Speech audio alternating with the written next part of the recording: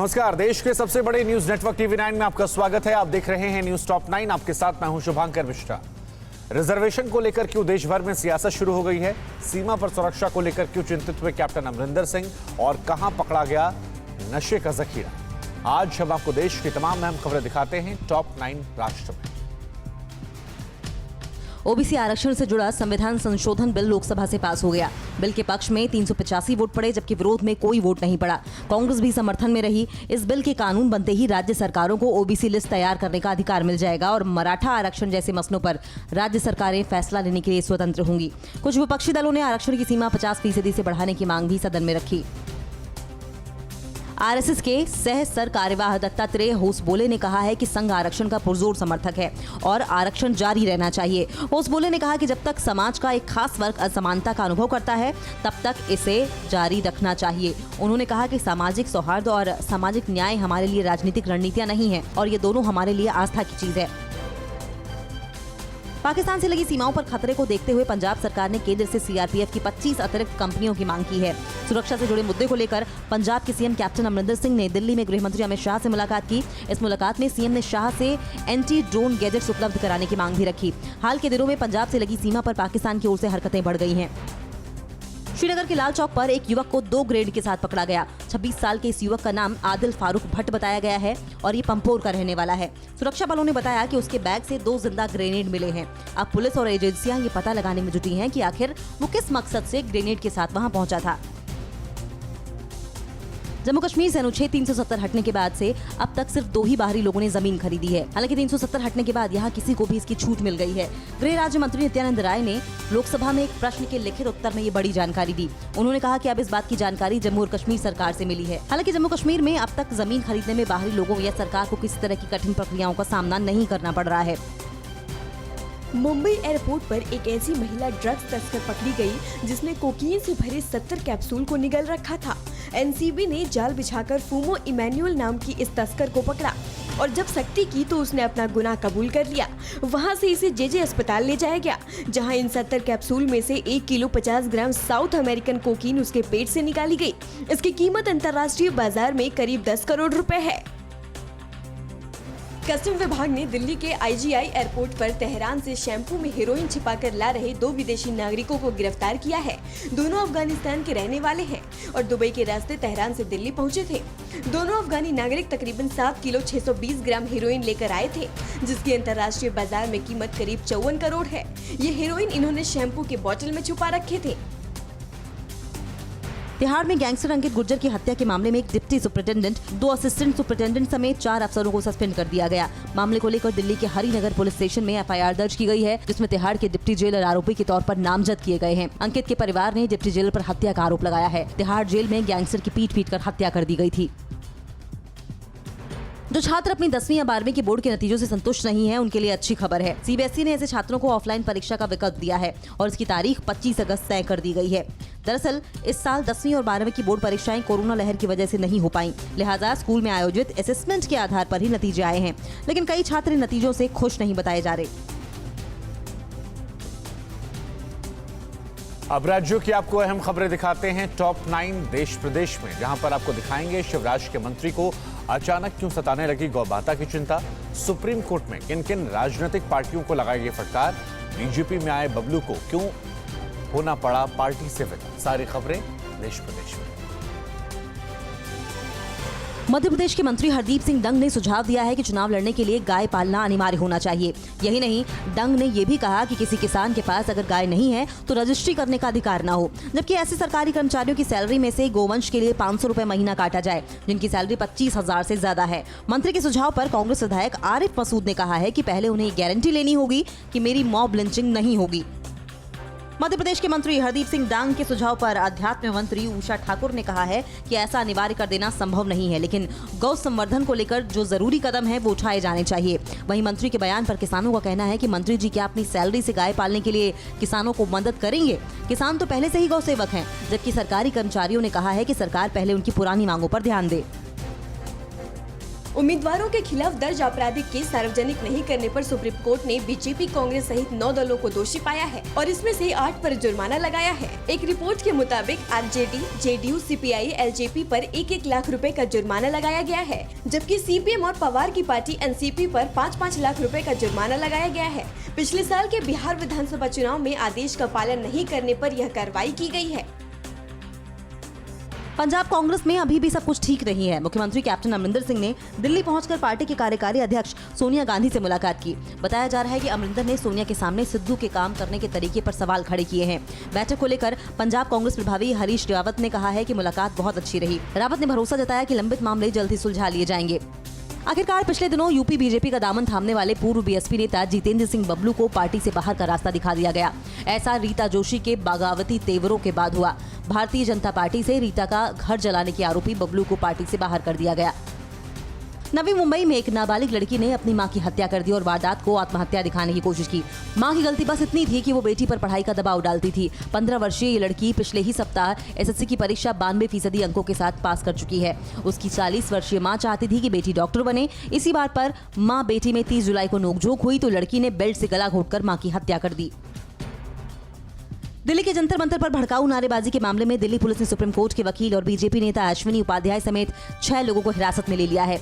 इन लोगों में उपाध्याय के अलावा विनोद शर्मा, दीपक सिंह, विनीत, क्रांति, प्रीत सिंह और दीपक शामिल है। दरअसल भारत छोड़ो आंदोलन की वर्षगांठ पर रविवार को जंतर मंतर पर आयोजित किए गए कार्यक्रम के दौरान कुछ लोगों ने कथित तौर पर आपत्तिजनक मुस्लिम विरोधी नारे लगाए।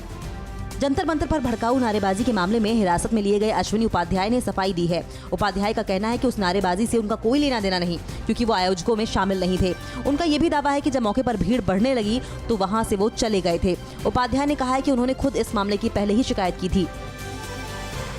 भारी बरसात के चलते इस बार पंजाब में सब्जियों की पैदावार कम हो गई है। ऐसे में दूसरे राज्यों से महंगे भाव पर सब्जियां पंजाब में आ रही हैं। ऐसे में किसानों से लेकर खुदरा सब्जी विक्रेता सभी परेशान हैं, क्योंकि महंगाई की वजह से बाजार में मांग पहले से काफी कम हो गई है। रुक रुक कर हो रही बारिश से सब्जियों की ज्यादातर फसल बर्बाद हो गई है। टोक्यो ओलंपिक में हिस्सा लेने वाली महिला रेसलर विनेश फोगाट को अनुशासनहीनता के मामले में सस्पेंड कर दिया गया। इसके साथ ही एक और रेसलर सोनम मलिक को स्पोर्ट्स अथॉरिटी ऑफ इंडिया के अधिकारी को पासपोर्ट घर पहुंचाने के लिए कहने पर नोटिस जारी किया गया है। खेल की दुनिया से जुड़ी तमाम बड़ी खबरें दिखाते हैं टॉप 9 खेल। 41 साल बाद ओलंपिक में मेडल जीतने वाली हॉकी टीम पंजाब के अमृतसर के स्वर्ण मंदिर पहुंची। भारतीय पुरुष हॉकी टीम के साथ महिला हॉकी टीम के भी कई खिलाड़ी अमृतसर पहुंचे हैं। हॉकी टीम को यहां पहुंचने पर ढोल नगाड़ों के साथ शानदार स्वागत किया गया। दोनों टीम के खिलाड़ी स्वर्ण मंदिर में मत्था टेकने पहुंचे हैं। शिरोमणि गुरुद्वारा प्रबंधक कमेटी आज ओलंपिक में इतिहास रचने वाली टीम का सम्मान करेगी।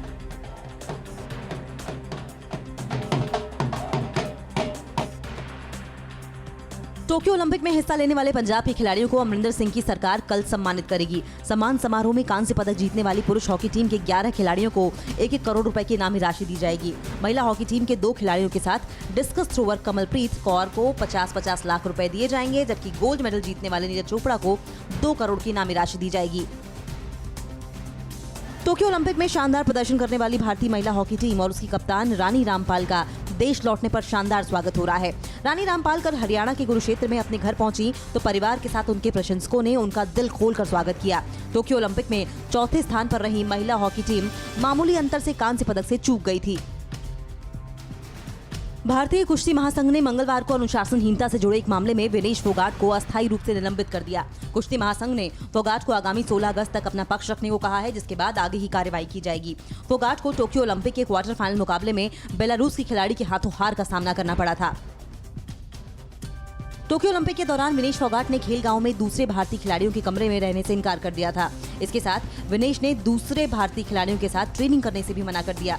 उन्होंने भारतीय दल के आधिकारिक प्रायोजक की जर्सी पहनने से भी इनकार कर दिया। उन्होंने अपनी बाउट्स के दौरान दूसरी कंपनी के लोगो वाली ड्रेस पहनी थी।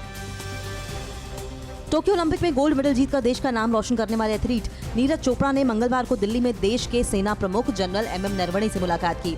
इस दौरान नीरज चोपड़ा के माता पिता भी साथ थे। जनरल नरवणे ने जैवलिन थ्रो का गोल्ड मेडल जीतने पर नीरज को बधाई दी। नीरज ने इसके बाद सीडीएस जनरल विपिन रावत से भी मुलाकात की। नीरज 4 राजपूताना राइफल्स में सूबेदार के तौर पर कार्यरत हैं। टोक्यो ओलंपिक में कुश्ती का सिल्वर मेडल जीतने वाले पहलवान रवि दहिया ने कल दिल्ली में मुख्यमंत्री अरविंद केजरीवाल से मुलाकात की। केजरीवाल के साथ डिप्टी सीएम मनीष सिसोदिया ने रवि दहिया को सिल्वर मेडल जीतने पर बधाई दी। इससे पहले रवि दहिया दिल्ली के छत्रसाल स्टेडियम पहुंचे और अपने दोस्तों और कोच सतपाल सिंह के साथ अपने अनुभव बांटे। टोक्यो ओलंपिक में कांस्य पदक जीतने वाली बैडमिंटन स्टार पीवी सिंधु को कल हैदराबाद पुलिस ने सम्मानित किया। हैदराबाद के पुलिस कमिश्नर अंजनी कुमार ने अपने कार्यालय में सिंधु का स्वागत करते हुए लगातार 2 ओलंपिक में मेडल जीतकर नया इतिहास रचने पर बधाई दी। सिंधु ने लॉकडाउन के दौरान उनकी प्रैक्टिस में सहयोग करने के लिए हैदराबाद पुलिस का शुक्रिया जताया। भारत और इंग्लैंड के बीच 5 टेस्ट मैचों की सीरीज का दूसरा टेस्ट मैच कल से लॉर्ड्स में खेला जाएगा। मैच कल दोपहर 3:30 बजे से शुरू होगा। इससे पहले नॉटिंघम में खेला गया पहला टेस्ट मैच बारिश की वजह से ड्रॉ हो गया था। पहले टेस्ट मैच में टीम इंडिया जीत की पोजीशन में थी, लेकिन टेस्ट मैच के आखिरी दिन बारिश की वजह से एक गेंद भी फेंकी नहीं जा सकी। मैच ड्रॉ होने से इंग्लैंड ने राहत की सांस ली थी। उत्तर प्रदेश में दर्जन भर से ज्यादा जिले बाढ़ से बुरी तरह प्रभावित है। जालौन में राहत, बचाव और रेस्क्यू के लिए वायुसेना लगाई गई है। सीएम योगी आदित्यनाथ ने बाढ़ प्रभावित इलाकों का दौरा किया। बाढ़ और बारिश जुड़ी तमाम बड़ी खबरें दिखाते हैं टॉप 9 बाढ़ बारिश। उत्तर प्रदेश में बाढ़ से सबसे ज्यादा प्रभावित जिलों में शामिल जालौन में लोगों की मदद और रेस्क्यू में वायुसेना की टीम लगी है। वायुसेना के 3 हेलीकॉप्टर जालौन में राहत सामग्री प्रभावितों के बीच गिरा रहे हैं। 5000 किलो से ज्यादा की राहत और खाद्य सामग्री अब तक बांटी जा चुकी है।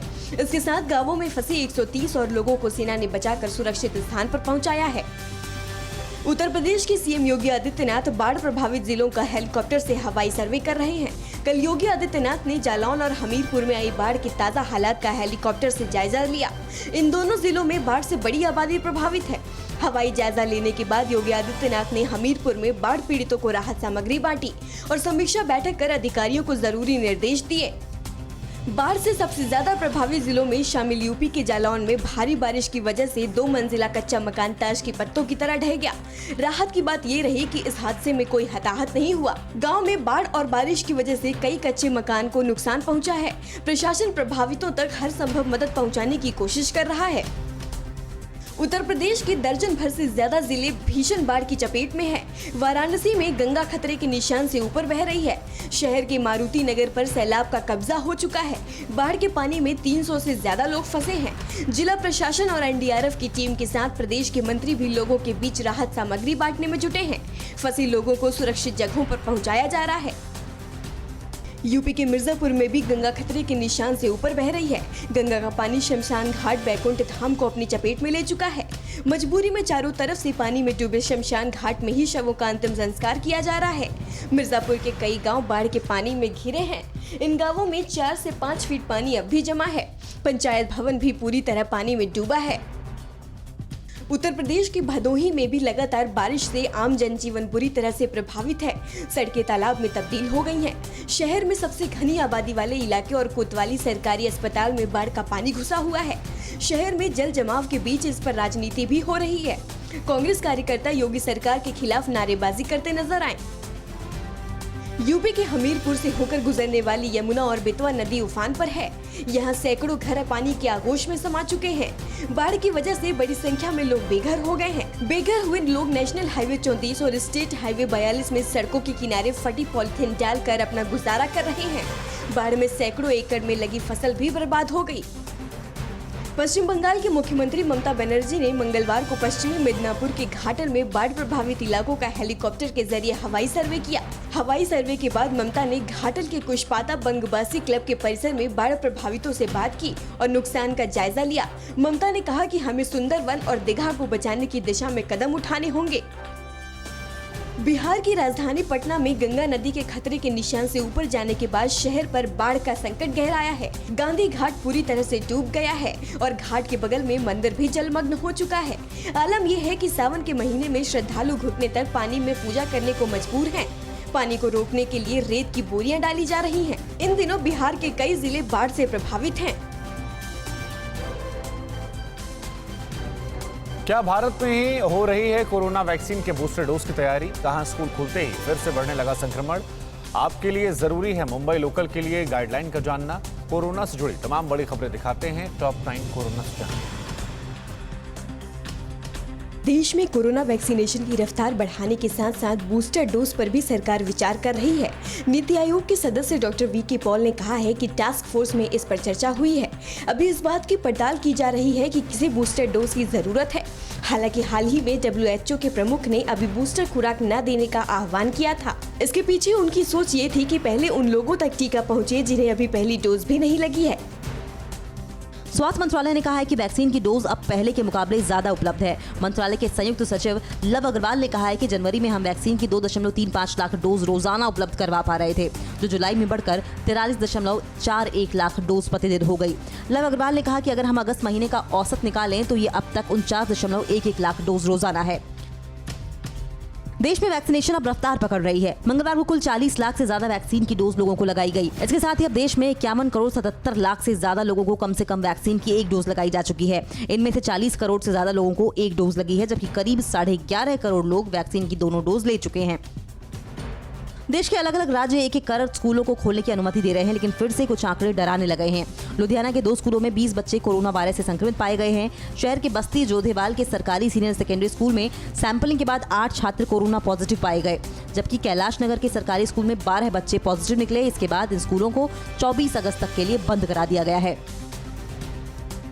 महाराष्ट्र सरकार ने फैसला किया है कि शहरी इलाकों में 8वीं से 12वीं कक्षा तक के स्कूल 17 अगस्त से खोल दिए जाएंगे। वहीं ग्रामीण क्षेत्रों में 5वीं से 7वीं कक्षा तक के स्कूल इसी तारीख से खोले जाएंगे, जबकि 15 जुलाई से ग्रामीण क्षेत्रों में 8वीं से 12वीं तक के स्कूल खोले जा चुके हैं। हालांकि स्थानीय प्रशासन उन्हीं इलाकों में स्कूल खोलने की इजाजत दे रहा है जहाँ पिछले 1 महीने से कोरोना के नए केस आने की दर में लगातार गिरावट हो रही हो। ऑक्सीजन की कमी से मौत के मामले में एक के बाद एक तमाम राज्य मुकरते जा रहे हैं। स्वास्थ्य मंत्रालय के संयुक्त सचिव लव अग्रवाल ने कहा कि सिर्फ एक राज्य पंजाब को छोड़कर किसी भी राज्य ने अब तक नहीं कहा कि उनके यहाँ ऑक्सीजन की कमी से मौतें हुई। पंजाब ने भी कुछ मौतों को संदिग्ध माना है। मध्य प्रदेश में ऑक्सीजन की कमी से मौतें न होने के सरकारी दावे पर जबलपुर हाई कोर्ट ने हैरानी जताई है। हाई कोर्ट ने कहा है कि ये मानना आसान नहीं कि राज्य में कोरोना की दूसरी लहर के दौरान ऑक्सीजन की कमी से एक भी मौत नहीं हुई है। कोर्ट ने ऑक्सीजन की कमी से मौत पर मुआवजे के आवेदनों पर सरकार से जवाब मांग लिया है, जबकि पीड़ित परिवारों ने निष्पक्ष एजेंसी से मौतों की जाँच की मांग की है। आज से मुंबई लोकल में यात्रा के लिए कोविड वैक्सीनेशन के वेरिफिकेशन और मंथली पास जारी करने की प्रक्रिया शुरू हो रही है। जिन लोगों को भी वैक्सीन की सेकेंड डोज लिए 14 दिन या इससे ज्यादा हो चुके हैं, उन्हें वैक्सीनेशन की फाइनल सर्टिफिकेट और एक IT प्रूफ के साथ आने को कहा गया है। ऐसे यात्रियों को 15 अगस्त से मुंबई लोकल में यात्रा की अनुमति होगी। मुंबई लोकल में कोरोना गाइडलाइन के साथ यात्रा शुरू करने के लिए म्यूनिसिपल कॉर्पोरेशन एरिया में 53 रेलवे स्टेशनों पर कुल 358 हेल्प डेस्क बनाए गए हैं, जबकि मुंबई मेट्रोपॉलिटन रीजन में 109 स्टेशनों पर हेल्प डेस्क बनाए जा रहे हैं। इन स्टेशंस पर पहुंचकर मुंबई कर सर्टिफिकेट के वेरिफिकेशन का काम करा सकते हैं। किसी भी फेक सर्टिफिकेट के पाए जाने पर सख्त कार्रवाई की चेतावनी भी दी गई है।